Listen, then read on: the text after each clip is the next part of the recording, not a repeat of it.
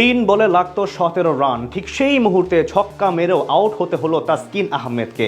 Cricket বিশ্বের এমন বিরলতম ঘটনার সাক্ষী হলেন টাইগার স্পিড স্টার রোমারিও শেফার্ডের বলে ঘটল এমন কাণ্ড, যার কারণে ম্যাচ পরাজয় নিশ্চিত হয় বাংলাদেশের। ছক্কা মারার পরেও তাসকিনের এমন আউট হওয়ার হাস্যকর ঘটনা নিয়ে বাকিটা জানবো রিপোর্টে।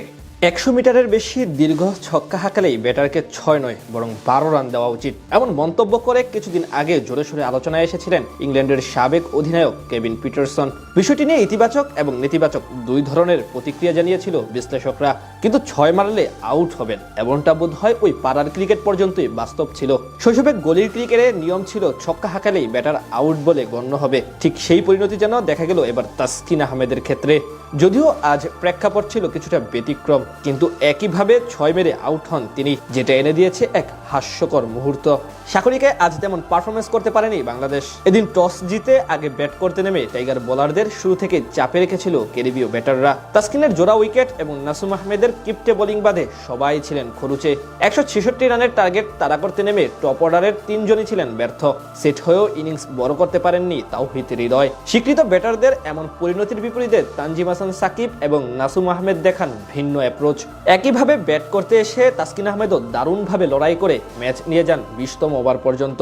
সেখানেই ঘটে সেই অদ্ভুত কাণ্ড। শেষ 6 বলে 20 রান দরকার ছিল বাংলাদেশের। ক্রিজে তখন 10ম এবং 11 নম্বর ব্যাটার তাসকিন ও মুস্তাফিজুর। প্রথম 3 বলে 3 রান নেন এই দুজন, অর্থাৎ বাকি 3 বলে 17 রান লাগতো বাংলাদেশের। সেখানে রোমারিও শেফার্ডের করা শর্ট লেন্থের চতুর্থ ডেলিভারি পুল শট করে ডিপ মিড উইকেটের উপর দিয়ে বিশাল এক ছক্কা হাঁকান তাসকিন। বল গিয়ে পড়ে একেবারে গ্যালারিতে। পরক্ষণে সিদ্ধান্ত আসে সেটি ছক্কা নয় বরং আউট হয়েছে, যেটা দেখে কিছুটা থমকে যান সবাই। পরবর্তীতে দেখা যায় তাসকিন 6 মারলেও পিছনে গিয়ে শট খেলার জন্য রোম বানাতে গিয়ে পা দিয়ে স্টাম্প ভেঙে ফেলেন। মানে শট খেলার আগেই তার জুতা লেগেছিল স্টাম্পে।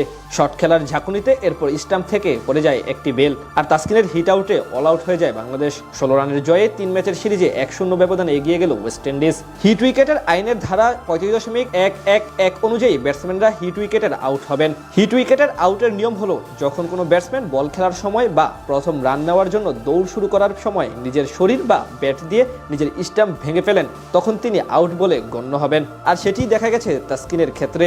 এদিন 16 রানে ম্যাচ হারে বাংলাদেশ। বিপরীতে এই ম্যাচ জিতে টি-20 সিরিজে 1-0 ব্যবধানে এগিয়ে গেল সফরকারী ওয়েস্ট ইন্ডিজ। ঠিক সেই পরিণতি যেন দেখা গেল এবার তাসকিন আহমেদের ক্ষেত্রে।